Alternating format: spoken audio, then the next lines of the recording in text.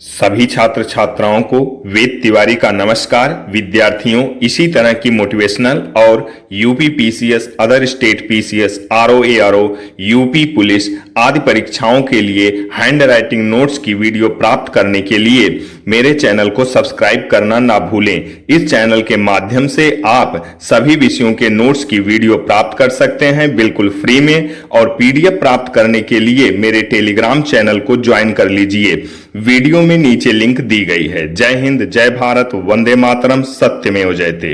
राष्ट्रपति शासन प्रणाली, इसको दो भागों में डिवाइड किया गया है। संसदीय शासन प्रणाली, अध्यक्षीय शासन प्रणाली। अध्यक्षीय शासन प्रणाली में राष्ट्रपति सर्वे सर्वा है। संसदीय शासन प्रणाली में संसद सर्वोच्च है। प्रधानमंत्री कार्यपालिका, विधायिका, न्यायपालिका गवर्निंग बॉडी होती है। कार्यपालिका सरकार नीतियों का क्रियान्वयन करने वाला, विधायिका संसद जो विधि का निर्माण करे, न्यायपालिका जो निर्णय दे, उच्चतम न्यायालय। भारत में संसदीय शासन प्रणाली प्रचलित है। भारत का राष्ट्रपति नाम मात्र का कार्यपालक माना जाता है। वास्तविक शक्ति प्रधानमंत्री के हाथ में होती है। भारत का प्रथम नागरिक राष्ट्रपति होता है। तीनों सेनाओं का प्रमुख राष्ट्रपति है। अनुच्छेद 52 में भारत का एक राष्ट्रपति होगा, यह अनुच्छेद 52 में कहा गया है।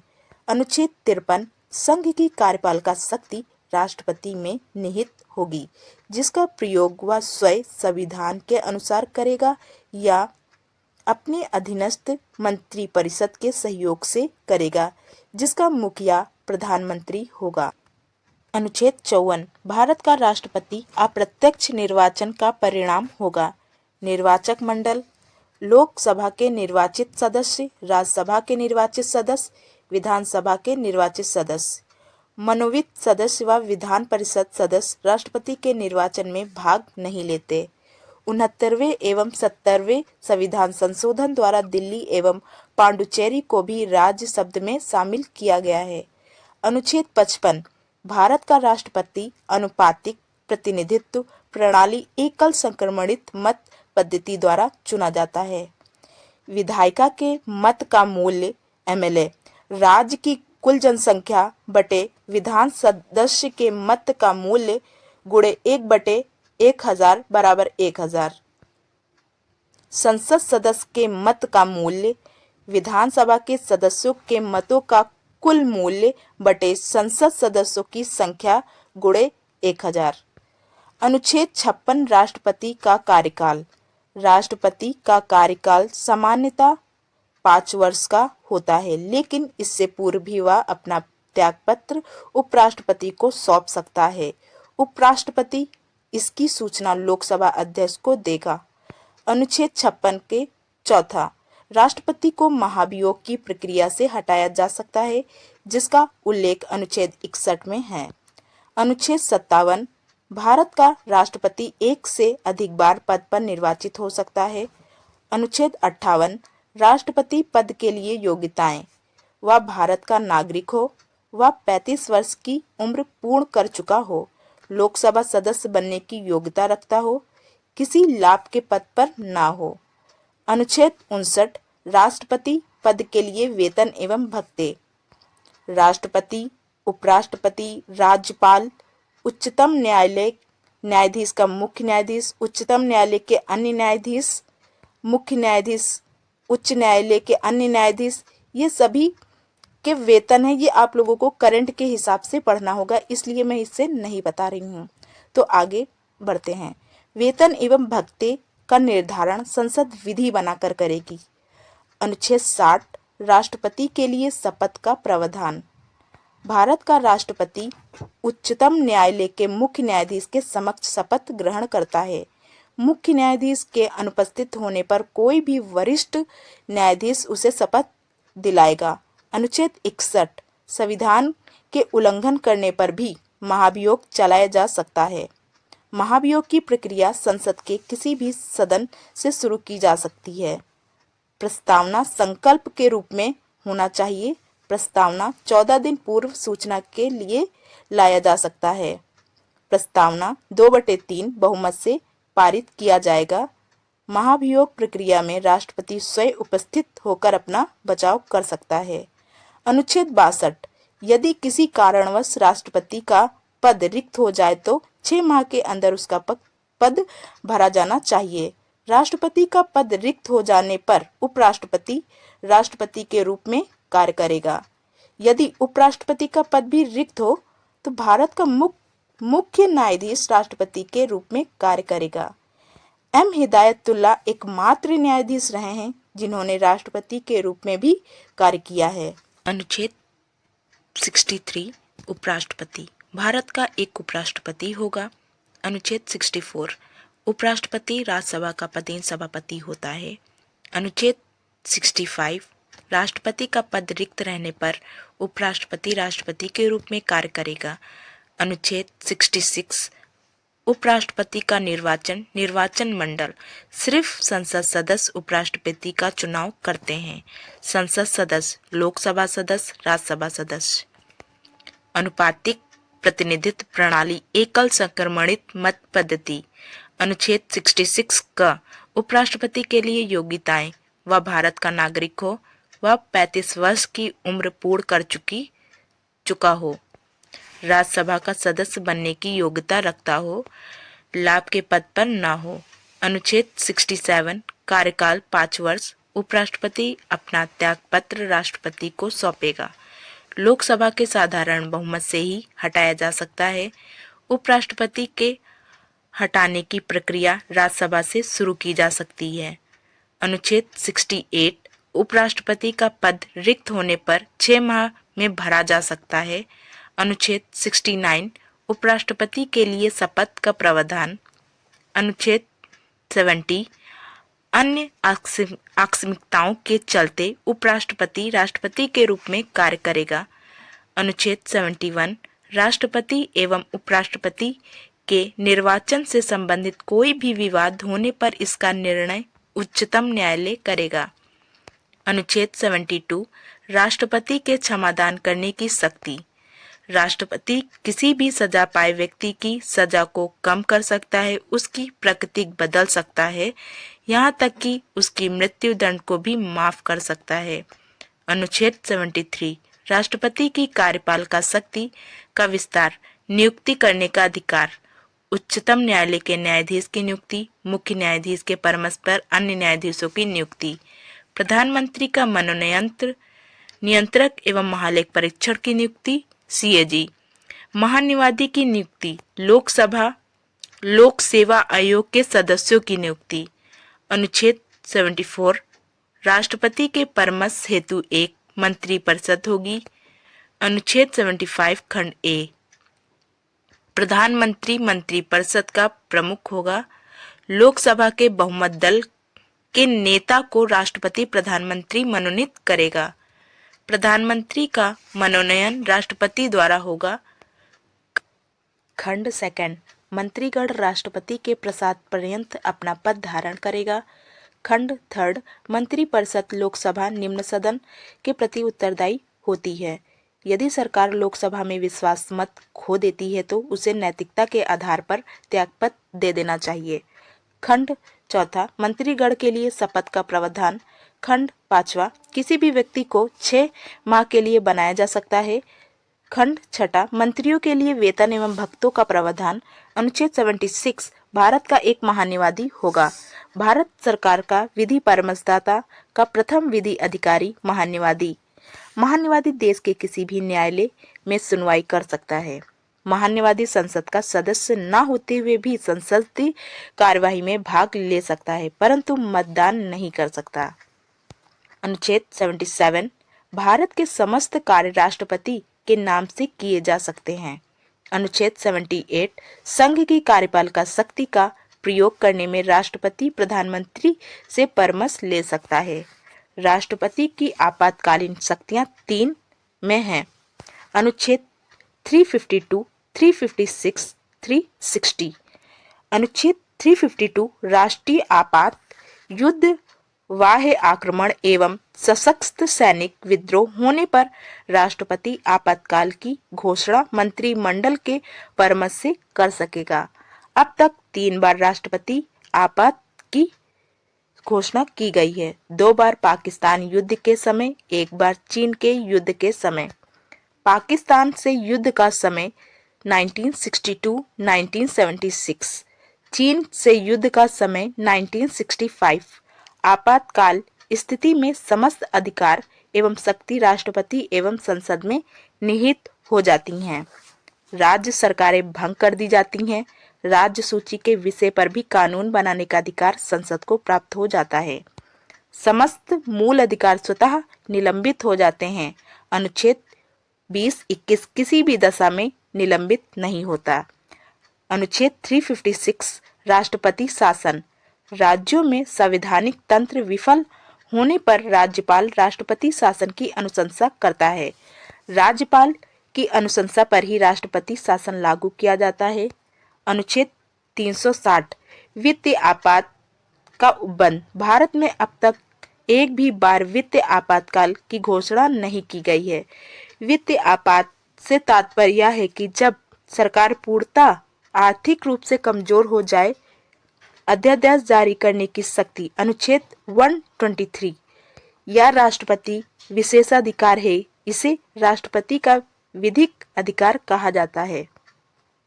जब संसद सत्र में नहीं हो और ऐसी दशाएं उत्पन्न हो जाए कि तुरंत विधि बनाना आवश्यक हो जाए तो राष्ट्रपति अध्यादेश जारी कर सकता है। यह अध्यादेश उतना ही प्रभावी होगा जितना कि संसद द्वारा बनाई गई विधि।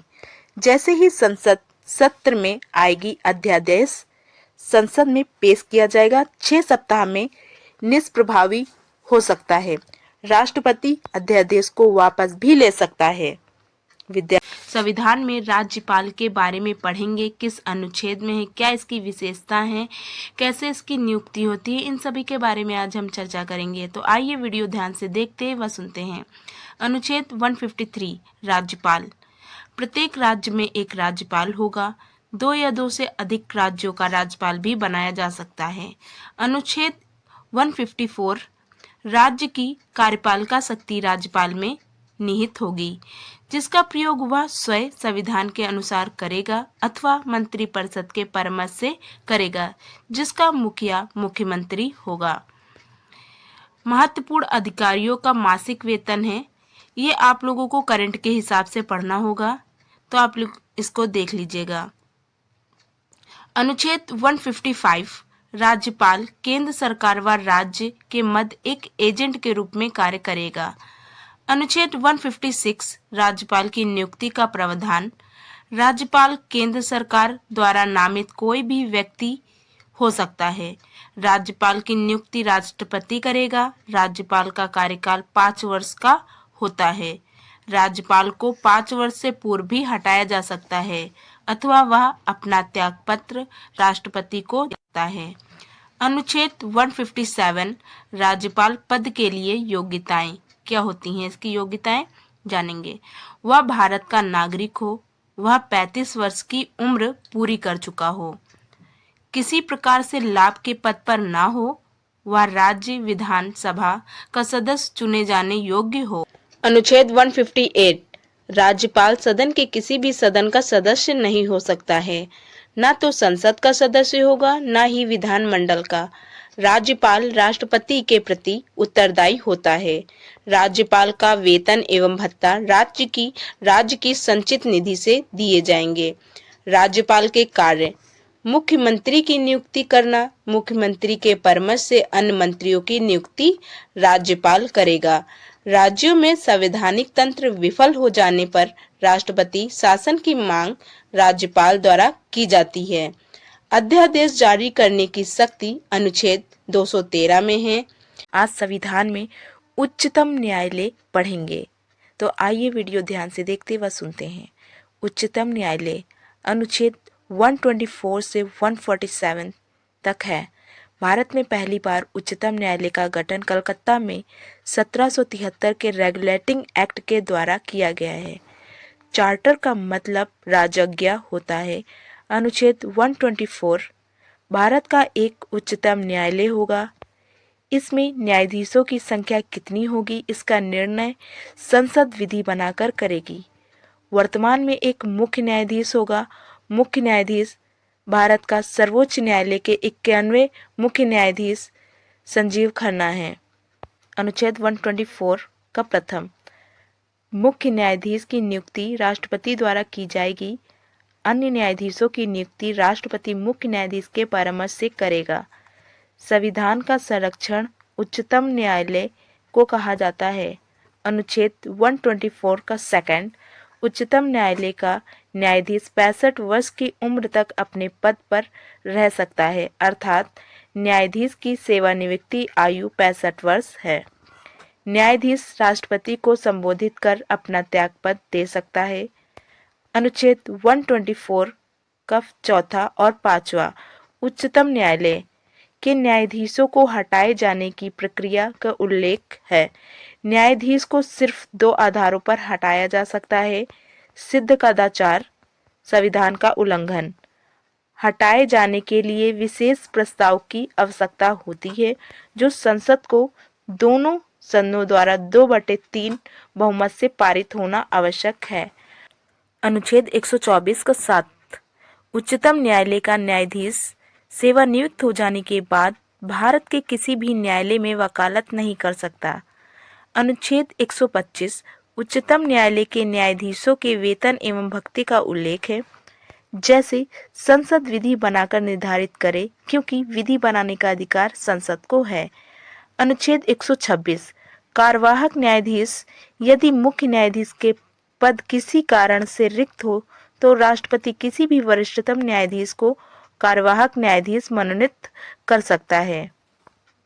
अनुच्छेद 127, तदर्थ न्यायाधीश, जब न्यायालय के किसी सत्र को चलाने के लिए आवश्यकता न्यायाधीशों की संख्या पूरी न हो रही हो तो तदर्थ न्यायाधीशों की नियुक्ति की जाती है। पीठ, खंडपीठ 3 जज, पूर्ण पीठ 5 जज, विशेष पीठ 9 जज, इनके खिलाफ अपील नहीं की जा सकती। अनुच्छेद 128, सेवानिवृत्त न्यायाधीशों के भी उच्चतम न्यायालय की बैठकों में आमंत्रित किया जा सकता है। अनुच्छेद 129, उच्चतम न्यायालय एक अभिलेख न्यायालय होगा। इसकी समस्त कार्यवाही लिखित रूप में होगी। इसे अपनी अवमानना के लिए दंड देने की शक्ति है। न्यायालय अवमानना के लिए 2000 रुपये का जुर्माना व 6 माह की सजा होती है। अनुच्छेद 130, उच्चतम न्यायालय दिल्ली में स्थित होगा। मुख्य न्यायाधीश राष्ट्रपति के परामर्श से इसे कहीं पर स्थानांतरित कर सकता है।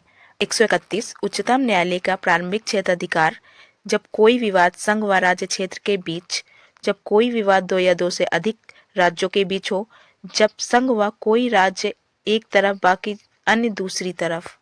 प्रारंभिक क्षेत्र अधिकार में न्यायालय से उन्हीं मामलों की सुनवाई करता है जिसमें विधि का कोई सारवान प्रश्न अंतर्गत हो। अनुच्छेद 132, अपीलीय अधिकारिता, भारत का उच्चतम न्यायालय एक अपीलीय न्यायालय भी है। देश के किसी भी न्यायालय द्वारा दिए निर्णय, डिक्री, स्टेट या आदेश के विरुद्ध उच्चतम न्यायालय में अपील की जा सकती है। अपील 4 मामलों से संबंधित होगी। संवैधानिक मामलों में अनुच्छेद 132 खंड का, सिविल मामलों में अनुच्छेद 133, दंडिक मामले में अनुच्छेद 134, विशेष इजाजत से अपील अनुच्छेद 135, 136। संवैधानिक मामलों में अपील अनुच्छेद 132 खंड का, संवैधानिक मामलों में अपील तभी हो सकेगी जब मामलों में कोई विधि का सारवान प्रश्न अंतर्गत हो और जिस पर उच्चतम न्यायालय का कोई सीधा निर्णय नहीं आया अथवा न्यायाधीशों में भी मतभेद रहा हो। सारवान का मतलब जिसका कोई अर्थ या मतलब निकलता हो।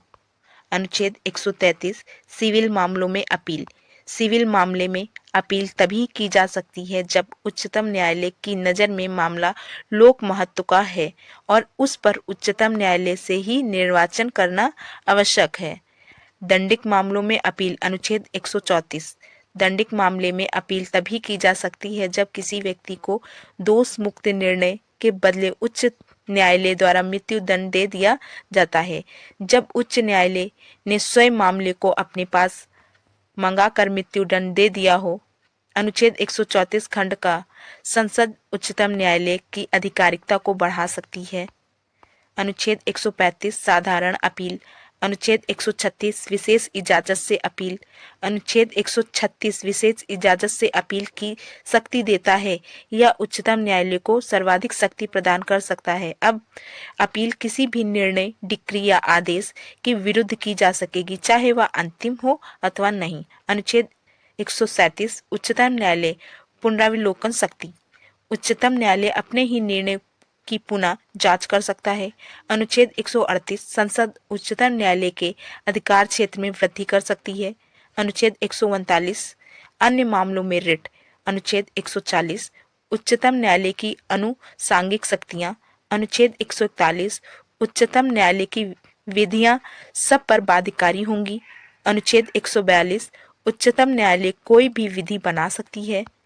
अनुच्छेद 143 राष्ट्रपति को उच्चतम न्यायालय से विधि परामर्श अधिकारिकता। जब कभी राष्ट्रपति को अति महत्वपूर्ण मामलों में उच्चतम न्यायालय परामर्श लेने की आवश्यकता महसूस होती है, वह परामर्श ले सकता है, परंतु उच्चतम न्यायालय परामर्श देने के लिए बाध्य नहीं है। अनुच्छेद 144 उच्चतम न्यायालय निर्णय अधीनस्थ न्यायालयों पर बाध्यकारी होगी। अनुच्छेद 145 उच्चतम न्यायालय न्यायालय हेतु विधि बना सकता है। आज संविधान में उच्च न्यायालय और जिला न्यायाधीश के बारे में आज हम लोग पढ़ेंगे। क्या इसकी विशेषताएं हैं, किस अनुच्छेद में है, इन सभी के बारे में आज हम लोग पढ़ेंगे। तो आइए वीडियो ध्यान से देखते व सुनते हैं।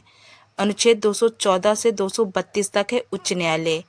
अनुच्छेद 214 प्रत्येक राज्य में एक उच्च न्यायालय होगा। वर्तमान में कुल 21 से बढ़कर 25 उच्च न्यायालय हो गए हैं। दिल्ली एकमात्र ऐसा केंद्र शासित प्रदेश है जिनके पास अपना उच्च न्यायालय है। वर्तमान में 6 उच्च न्यायालय ऐसे हैं जिनका अधिकार क्षेत्र 1 से अधिक राज्यों पर है। सबसे अधिक अधिकार क्षेत्र वाला उच्च न्यायालय गुवाहाटी उच्च न्यायालय है। 7 राज्यों में पूर्वोत्तर भारत, जिसे हम 7 सिस्टर के नाम से जानते हैं, असम, मेघालय, मणिपुर, मिजोरम, नागालैंड, अरुणाचल प्रदेश, त्रिपुरा। मुंबई उच्च न्यायालय महाराष्ट्र, दादर नगर हवेली, गोवा, दमन दीव। कोलकाता उच्च न्यायालय पश्चिम बंगाल, अंडमान निकोबार। मद्रास उच्च न्यायालय तमिलनाडु, पांडुचेरी। केरल उच्च न्यायालय केरल, लक्षद्वीप। चंडीगढ़ उच्च न्यायालय पंजाब, हरियाणा, चंडीगढ़। गुवाहाटी उच्च न्यायालय में न्यायाधीशों की संख्या सबसे कम है। इलाहाबाद उच्च न्यायालय में न्यायाधीशों की संख्या सर्वाधिक है। किसी भी राज्य में उच्च न्यायालय स्थापित करने का अधिकार संसद को है। अनुच्छेद 215 उच्च न्यायालय एक अभिलेख न्यायालय है। अनुच्छेद 216 उच्च न्यायालय में एक मुख्य न्यायाधीश होगा व अन्य न्यायाधीश होंगे। उच्च न्यायालय के मुख्य न्यायाधीश की नियुक्ति राष्ट्रपति उच्चतम न्यायालय के मुख्य न्यायाधीश के परामर्श से करेगा। अन्य न्यायाधीशों की नियुक्ति राष्ट्रपति उच्चतम न्यायालय के व उच्च न्यायालय के मुख्य न्यायाधीश के परामर्श से करेगा। अनुच्छेद 217 उच्च न्यायालय के न्यायाधीश हेतु योग्यताएं। क्या है इसकी योग्यताएं, देखते हैं। वह भारत का नागरिक हो, वह भारत राज्य क्षेत्र में 10 वर्ष तक न्यायिक पद पर रह चुका हो या उच्च न्यायालय में 10 वर्ष तक अधिवक्ता रहा हो। इसमें उम्र का कोई प्रावधान नहीं है। अनुच्छेद 217 का उच्च न्यायालय के न्यायाधीश का स्थानांतरण उच्चतम न्यायालय के मुख्य न्यायाधीश के द्वारा ही किया जाएगा। उच्च न्यायालय के न्यायाधीश 62 वर्ष की आयु तक अपना पद ग्रहण कर सकते हैं। राष्ट्रपति को संबोधित कर अपना त्यागपत्र सौंप सकते हैं। अनुच्छेद 218 उच्च न्यायालय के न्यायाधीश को उसी रीति से हटाया जा सकता है जिस रीति से उच्चतम न्यायालय के न्यायाधीश को हटाया जा सकता है। अनुच्छेद 219 उच्च न्यायालय के न्यायाधीशों के लिए शपथ का प्रावधान है। अनुच्छेद 220 उच्च न्यायालय के न्यायाधीश सेवानिवृत्त हो जाने के बाद उस उच्च न्यायालय में वकालत नहीं कर सकते हैं, अन्य कहीं भी वकालत कर सकते हैं। अनुच्छेद 221 उच्च न्यायालय के न्यायाधीशों के लिए वेतन एवं भत्तों का प्रावधान है। राज्य की संचित निधि से दिए जाएंगे। संसद विधि बनाकर वेतन में वृद्धि कर सकती है। अनुच्छेद 222 राष्ट्रपति उच्चतम न्यायालय के मुख्य न्यायाधीश के परामर्श से उच्च न्यायालय के न्यायाधीश का स्थानांतरण एक उच्च न्यायालय से दूसरे उच्च न्यायालय में कर सकता है। अनुच्छेद 224 जब कार्यभार ज्यादा हो जाए तो राष्ट्रपति अतिरिक्त न्यायाधीश की नियुक्ति कर सकता है। अतिरिक्त न्यायाधीश का कार्यकाल 2 वर्ष का होता है। अनुच्छेद 224 का सेवानिवृत्त न्यायाधीशों को भी बैठकों में आमंत्रित किया जा सकता है। अनुच्छेद 225 उच्च न्यायालय के अधिकार क्षेत्र में परिवर्तन नहीं किया जा सकता है। अधिकारिकता में परिवर्तन करने का अधिकार संसद को है। अनुच्छेद 226 रिट अधिकारिकता 5 प्रकार की रिट जारी की जाती हैं। बंदी प्रत्यक्षीकरण, परमादेश, अधिकार प्रच्छा, उत्प्रेषण, प्रतिषेध। अनुच्छेद 227 उच्च न्यायालय अपने अधीनस्थ न्यायालय का सर्वेक्षण कर सकता है। अनुच्छेद 228 उच्च न्यायालय किसी भी मामले को जो अधीनस्थ न्यायालय में लंबित हो और उसमें कोई विधि का सारवान प्रश्न अंतर्गत हो उसे अपने पास मंगा सकता है। अनुच्छेद 229 उच्च न्यायालय के अधिकारियों व सेवकों को उल्लेख व अन्य व्यय का उल्लेख है। अनुच्छेद 230 संसद विधि बनाकर उच्च न्यायालय का अधिकार क्षेत्र बढ़ा सकता है। अनुच्छेद 233 जिला न्यायाधीश की नियुक्ति उच्च न्यायालय का मुख्य न्यायाधीश व राज्यपाल जिला न्यायाधीश की नियुक्ति करता है। योग्यताएं: वह भारत का नागरिक हो, 7 वर्ष तक न्यायिक पद पर रहा हो, उसकी नियुक्ति की सिफारिश उच्च न्यायालय से की गई हो। अनुच्छेद 235 अधीनस्थ न्यायालयों का उल्लेख। जिला न्यायाधीश के स्थानांतरण का अधिकार सिर्फ उच्च न्यायालय को है। संघ राज्य क्षेत्र व जनजाति क्षेत्रों का प्रशासन।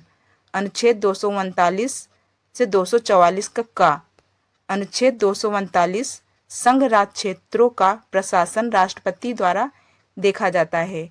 अनुच्छेद 239 खंड ख राष्ट्रपति किसी राज्यपाल को निकटवर्ती संघ राज्य केंद्र शासित प्रदेश का प्रशासन नियुक्त कर सकता है। राज्यपाल को केंद्र शासित प्रदेश में प्रशासक कहा जाता है। दिल्ली में राज्यपाल को उपराज्यपाल कहा जाता है। अनुच्छेद 239 का संसद विधि बनाकर पांडुचेरी संघ राज्य क्षेत्र के लिए विधानमंडल का सृजन कर सकती है। अनुच्छेद 239 का ख प्रशासक को अध्यादेश जारी करने की शक्ति प्रदान करता है। अनुच्छेद 240 राष्ट्रपति अंडमान निकोबार, लक्षद्वीप, दादर नगर हवेली, दमन दीव के लिए शक्ति स्थापना हेतु नियम बना सकती है। अनुच्छेद 239 का 69वें संविधान संशोधन 1991 के द्वारा दिल्ली को एक अलग राज्य का दर्जा दिया गया, एनसीआर का दर्जा दिया गया।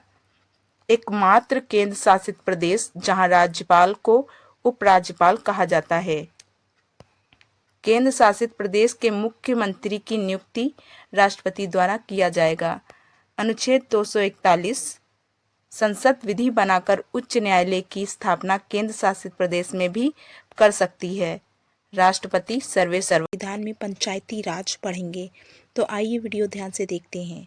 पंचायती राज शक्ति का केंद्रीकरण, शक्ति का किसी एक हाथ में होना, शक्ति का विकेंद्रीकरण, जनता के हाथ में शक्ति अथवा शक्ति का लोगों में समान वितरण। पंचायती राज का उद्देश्य लोगों के प्रशासन में अधिकाधिक भागीदारी से है। भारत में पंचायती राज की शुरुआत सर्वप्रथम राजस्थान के नागौर जिले से 2 अक्टूबर 1956 से पंडित जवाहरलाल नेहरू द्वारा की गई है। पंचायती राज शुरू करने वाला दूसरा राज्य आंध्र प्रदेश है। पंचायती राज हेतु गठित समितियां: अशोक मेहता समिति, बलवंत राय मेहता समिति। अशोक मेहता समिति ने पंचायती राज के लिए द्विस्तरीय पंचायती राज की व्यवस्था का सुझाव दिया। ग्रामीण स्तर पर ग्राम पंचायत, जिला स्तर पर जिला पंचायत। भारत में जिस पंचायती राज की शुरुआत हुई वह बलवंत राय मेहता की सिफारिश पर आधारित है। त्रिस्तरीय पंचायती राज का सुझाव, बलवंत राय मेहता। ग्रामीण क्षेत्रों में ग्राम पंचायत ग्राम प्रधान प्रमुख होता है। ब्लॉक खंड क्षेत्र ब्लॉक पंचायत ब्लॉक प्रमुख होता है। जिला स्तर पर जिला पंचायत यानी जिला पंचायत अध्यक्ष। 73वां एवं 74वां संविधान संशोधन पंचायती राज से संबंधित है। 73वें एवं 74वें संविधान संशोधन वर्ष 1992 में भारतीय संविधान में भाग 9 जोड़कर पंचायती राज का प्रावधान किया गया है। 73वां संविधान संशोधन 1992 में हुआ, 1 अप्रैल 1993 से प्रभावी हुआ। ग्रामीण क्षेत्रों में पंचायती राज का प्रावधान 73वें संशोधन द्वारा अनुसूची व 16 अनुच्छेद जोड़े गए। 11वीं अनुसूची व 16 अनुच्छेद जोड़े गए। 74वां संविधान संशोधन 1992 में हुआ, 1 अप्रैल 1993 से प्रभावी। शहरी क्षेत्र में पंचायती राज की शुरुआत नगर पालिका, नगर निगम, मेयर आदि का प्रावधान। 12वीं अनुसूची जोड़ी गई, इसमें 18 अनुच्छेद जोड़े गए। अनुच्छेद 243 का ग्राम सभा का गठन। अनुच्छेद 243 खंड 243 ख पंचायतों का उल्लेख। ग्राम पंचायत कई ग्राम सभाओं को मिलाकर एक ग्राम पंचायत बनती है। जिस राज्य की जनसंख्या 20 लाख से कम है वह मध्यवर्ती स्तर पर पंचायती राज की व्यवस्था करना अनिवार्य नहीं। अनुच्छेद 243 का ग पंचायतों की संरचना, चुनाव, कार्यकाल 5 वर्ष, जनता द्वारा प्रत्यक्ष चुनाव। अनुच्छेद 243 घ आरक्षण, महिलाओं को 1/3 भाग में आरक्षित, SC ST अलग से प्रावधान। अनुच्छेद 243 का अंगा, ग्राम सभाओं को 5 वर्ष से पूर्व भी विघटित किया जा सकता है। ग्राम सभाओं का गठन 6 माह में किया जाना आवश्यक है। अनुच्छेद 243 च पद के लिए योग्यताएं, 21 वर्ष की आयु पूर्ण हो चुकी हो। अनुच्छेद 243 का छ पंचायतों का अधिकार एवं शक्तियों का प्रावधान। अनुच्छेद 243 का ज पंचायतों की कारारोपण की शक्ति, पंचायतों के लिए विधि का गठन, फंड। अनुच्छेद 243 का झ राज्य वित्त आयोग का गठन, राज्यपाल द्वारा 5 वर्ष पर होगा। अनुच्छेद 243 का इयां ग्राम पंचायतों का लेखा परीक्षण। अनुच्छेद 243 का ट निर्वाचक नामावली तैयार करना, चुनाव कराना आदि के लिए राज्य निर्वाचन आयोग का प्रावधान। राज्य निर्वाचन अधिकारी संवैधानिक पदाधिकारी नहीं। अनुच्छेद 243 का ठ जनजाति क्षेत्रों का उल्लेख है। अनुच्छेद 243 का ड जनजाति क्षेत्रों में लागू न होना, असम, मेघालय, त्रिपुरा, मिजोरम, पश्चिम बंगाल का दार्जिलिंग क्षेत्र, मणिपुर का पर्वतीय क्षेत्र। अनुच्छेद 243 का ढ पंचायतों का परिसीमन जनगणना पर आधारित है। अनुच्छेद 243 का अड़ पंचायती राज सूची का विषय है, इस पर कानून बनाने का अधिकार राज्य को है। नगर पालिका, नगर निगम, शहरी क्षेत्रों में पंचायती राज भाग 9 का क 74वें संविधान संशोधन द्वारा शहरी क्षेत्रों में पंचायती राज शुरू किया गया। अनुच्छेद 243 का त नगर पालिका, नगर निगम आदि का प्रावधान। कस्बों में नगर पालिका प्रमुख, चेयरमैन, शहरों में महानगरों में नगर निगम। अनुच्छेद 243 का था नगर पालिका का नगर निगम की संरचना जनसंख्या पर आधारित है। नगर जनसंख्या 5000, 75% गैर कृषि कार्यों में संलग्न हो, 400 व्यक्ति प्रति वर्ग किलोमीटर जनघनत्व, 10 लाख दलीय नगर, 10 लाख से अधिक आबादी वाले शहर। 2001 की जनगणना के अनुसार 35, 2011 की जनगणना के अनुसार 53, 53 में 44 से 10 लाख -10 लाख तक, प्लस 9 ऐसे जहां की आबादी 10 लाख से अधिक है। अनुच्छेद 243 का द का गठन, प्रत्यक्ष रीति से वयस्क मताधिकार के आधार पर चुनाव के द्वारा गठन करने का अधिकार। अनुच्छेद 243 का ध, प्रत्येक नगर पालिका अनेक वार्डों में विभक्त होगी। प्रत्येक वार्ड का एक सदस्य होगा जिसे वार्डन या सभासद कहा जाएगा। अनुच्छेद 243 का ना, नगर निगम का प्रमुख मेयर होगा जो प्रत्यक्ष चुनाव से चुना जाएगा। नगर पालिका में प्रमुख नगर पालिका अध्यक्ष चेयरमैन होगा जो प्रत्यक्ष चुना जाएगा।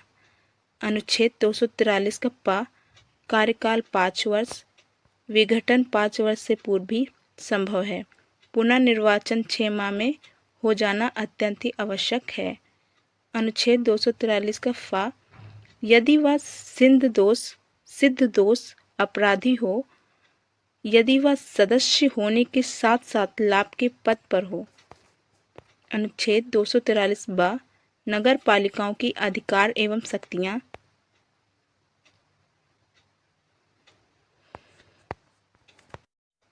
अनुच्छेद 243 का बा, नगर पालिकाओं की अधिकार एवं शक्तियां।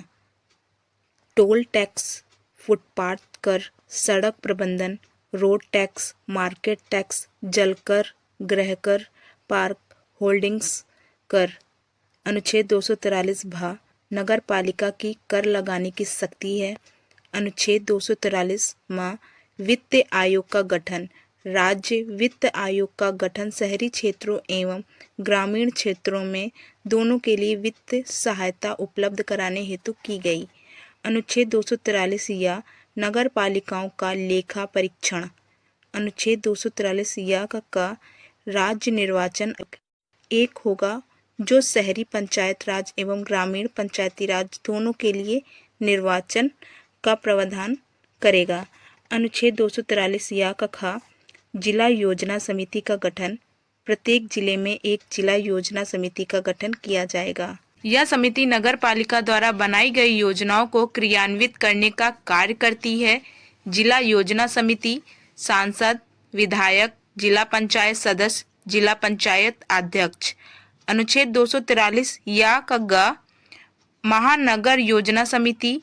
यह समिति सिर्फ महानगरों में कार्य करती है। भारतीय संविधान में अन्य देशों से लिए गए प्रमुख शब्द। अमेरिका से लिए गए प्रमुख शब्द: मूल अधिकार, न्यायिक पुनरावलोकन, संविधान की सर्वोच्चता, राष्ट्रपति एवं उपराष्ट्रपति का पद, राष्ट्रपति पर महाभियोग की प्रक्रिया, न्यायपालिका की स्वतंत्रता, उपराष्ट्रपति, राज्यसभा का सभापति, सर्वोच्च न्यायालय का गठन एवं शक्तियां। प्रस्तावना के शब्द: हम भारत के लोग, पंचायती राज व्यवस्था, उच्चतम व उच्च न्यायालयों के न्यायाधीशों को हटाने की विधियों के समान संरक्षणा। ब्रिटेन से लिए गए शब्द: संसदीय शासन प्रणाली, एकहरी नागरिकता, वित्त निर्माण की प्रक्रिया, न्यायिक आदेश, नियंत्रक, महालेखा परीक्षक, विशेषाधिकार, विधि के समक्ष समानता, कानून का शासन, एकीकृत संस्थात्मक ढांचा, एकीकृत न्यायिक व्यवस्था, एकीकृत नौकरशाही। संसद व विधानमंडलों के सदस्यों को विशेषाधिकार एवं उन्मुक्तियां तथा मंत्रिमंडल के सामूहिक उत्तरदायित्व के सिद्धांत। आयरलैंड से लिए गए शब्द: जिसे आयरिश गणतंत्र भी बोलते हैं। राज्य के नीति निदेशक तत्व, राज्यसभा में सभापति द्वारा 12 सदस्यों का मनोनयन, राष्ट्रपति का निर्वाचन मंडल, राज्यसभा में कला, साहित्य, विज्ञान आदि से संबंधित विशिष्ट व्यक्तियों के मनोनयन। ऑस्ट्रेलिया से लिए गए शब्द। प्रस्तावना की भाषा, समवर्ती सूची, केंद्र व राज्य के मध्य शक्तियों का विभाजन। भारतीय संविधान की प्रस्तावना में निहित भावनाएं। वित्त आयोग, 7वीं अनुसूची। कनाडा से लिए गए प्रमुख शब्द। संघात्मक विशेषताएं या एक संघात्मक। सरकार का स्वरूप, अवशिष्ट शक्तियां, संघ राज्य संबंध, संघात्मक व्यवस्था। हमारे संविधान में संघ के लिए यूनियन शब्द प्रयोग किया गया है। दक्षिणी अफ्रीका से लिए गए शब्द। संविधान, संविधान संशोधन की प्रक्रिया। रूस से लिए गए शब्द। मौलिक कर्तव्य, योजना आयोग, आर्थिक नियोजन का विचार। फ्रांस से लिए गए शब्द। गणतंत्र व्यवस्था शब्द। स्वतंत्रता, समानता और बंधुत्व का सिद्धांत। जापान से लिए गए शब्द। प्राण एवं दैहिक स्वतंत्रता। जर्मनी से लिए गए शब्द। आपात उपबंध, आपातकाल में राष्ट्रपति को मौलिक अधिकारों के स्थान संबंधित अधिकार। भारत का संविधान, उद्देशिका। प्रस्तावना। हम भारत के लोग भारत को एक संपूर्ण प्रभुत्व संपन्न, समाजवादी, पंथनिरपेक्ष, लोकतंत्रात्मक गणराज्य बनाने के लिए तथा उसके समस्त नागरिकों को सामाजिक, आर्थिक और राजनीतिक न्याय, विचार, अभिव्यक्ति, विश्वास, धर्म और उपासना की स्वतंत्रता, प्रतिष्ठा और अवसर की समता प्राप्त कराने के लिए तथा उन सब में व्यक्ति की गरिमा और राष्ट्र की एकता और अखंडता सुनिश्चित करने वाली बंधुत्व बढ़ाने के लिए दृढ़ संकल्प होकर अपनी इस संविधान सभा में आज तारीख 26 नवंबर 1949 ईस्वी मिति मार्गशीर्ष शुक्ल 7वीं संवत 2006 विक्रमी को एतद द्वारा इस संविधान को अंगीकृत, अधिनियमित और आत्मार्पित करते हैं। प्रस्तावना में निहित प्रमुख शब्द। हम भारत के लोग। भारत के संविधान का निर्माण और अधिनियम भारत के लोगों ने अपने प्रतिनिधियों के माध्यम से ही किया है, न कि इसे किसी राजा या बाहरी आदमी ने उन्हें दिया है। प्रभुत्व संपन्न। लोगों को अपने से जुड़े हर मामले में फैसला करने का सर्वोच्च अधिकार है। कोई भी बाहरी शक्ति भारत की सरकार को आदेश नहीं दे सकती है। समाजवादी। समाज में संपदा सामूहिक रूप से पैदा होती है और समाज में उसका बंटवारा समानता के साथ होना चाहिए। सरकार जमीन और उद्योग धंधों की हकदारी से जुड़े कायदे कानून इस तरह से बनाए कि सामाजिक आर्थिक समानताएं कम हों। पंथ निरपेक्ष। नागरिकों को किसी भी धर्म को मानने की पूरी स्वतंत्रता है, लेकिन कोई धर्म आधिकारिक और नहीं है। सरकार सभी धार्मिक मान्यताओं और आचरणों को सम्मान देती है। लोकतंत्रात्मक। सरकार का एक ऐसा स्वरूप जिसमें लोगों को समान राजनीतिक अधिकार प्राप्त रहते हैं। लोग अपने शासन का चुनाव करते हैं और उसे जवाबदेह बनाते हैं। यह सरकार कुछ बुनियादी नियमों के अनुरूप चलाती है।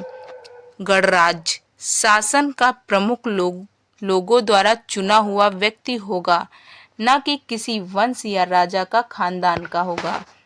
न्याय। नागरिकों के साथ उनकी जाति, धर्म और लिंग के आधार पर भेदभाव नहीं किया जा सकता है। स्वतंत्रता। नागरिक कैसे सोचें कि किस तरह अपने विचारों को अभिव्यक्ति करे और अपने विचारों पर किस तरह अमल करे, इस पर कोई अनुचित पाबंदी नहीं है। समता। कानून के समक्ष सभी लोग समान हैं। पहले से चली आ रही सामाजिक असमानताओं को समाप्त होना होगा। सरकार हर नागरिक को समान अवसर उपलब्ध कराने की व्यवस्था करे। बंधुता, हम सभी ऐसा आचरण करें जैसे कि हम एक परिवार के सदस्य हों।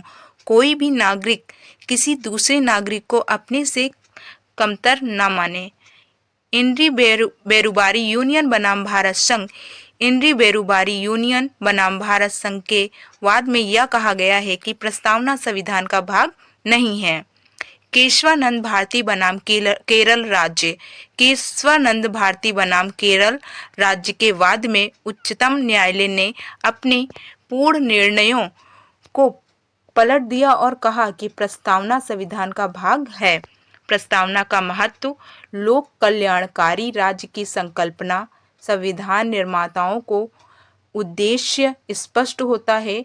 जनता सर्वोच्च है, हम भारत के लोग। 42वें संविधान संशोधन द्वारा प्रस्तावना में समाजवाद, पंथनिरपेक्ष व अखंडता को जोड़ा गया। भारत के राष्ट्रीय प्रतीक, राष्ट्रीय चिन्ह अशोक चक्र, राष्ट्रीय ध्वज तिरंगा, राष्ट्रीय गान जनगण मन, राष्ट्रीय गीत वंदे मातरम, राष्ट्रीय ध्वज गीत हिंद देश का प्यारा झंडा, राष्ट्रीय पक्षी मोर, राष्ट्रीय पशु बाघ, राष्ट्रीय विरासत पशु हाथी, राष्ट्रीय जलीय जीव डॉल्फिन गंगा, राष्ट्रीय पुष्प कमल, राष्ट्रीय वृक्ष अशोक, राष्ट्रीय फल आम, राष्ट्रीय आदर्श वाक्य सत्यमेव जयते, राष्ट्र की मूल विशेषता अनेकता में एकता, राष्ट्रपति महात्मा गांधी राष्ट्रपिता महात्मा गांधी, राष्ट्रीय पर्व 15 अगस्त 26 जनवरी 2 अक्टूबर, राष्ट्रीय लिपि देवनागरी, राष्ट्रीय मुद्रा रुपया, राष्ट्रीय योजना पंचवर्षीय योजना, राष्ट्रीय नदी गंगा, राष्ट्रीय सूचना पत्र दस्तावेज श्वेत पत्र, राष्ट्रीय विदेशी नीति गुट निरपेक्षता, राष्ट्रीय पुरस्कार भारत रत्न, राष्ट्रीय धर्म धर्म निरपेक्षता, राष्ट्रीय मिठाई जलेबी, राष्ट्रीय पंचांग शक संवाद, राष्ट्रीय ग्रंथ गीता, राष्ट्रीय मंत्र ओम, राष्ट्रीय खेल हॉकी, राष्ट्रीय भाषा हिंदी, राष्ट्रीय अभिवादन नमस्कार, राष्ट्रीय कवि मैथिली शरण गुप्त, राष्ट्रीय सप्ताह 6 अप्रैल से 12 अप्रैल तक। विद्यार्थियों, ऐसे ही वीडियो पाने के लिए हमारे चैनल को सब्सक्राइब करना ना भूलें। जय हिंद, जय भारत, वंदे मातरम, सत्यमेव जयते।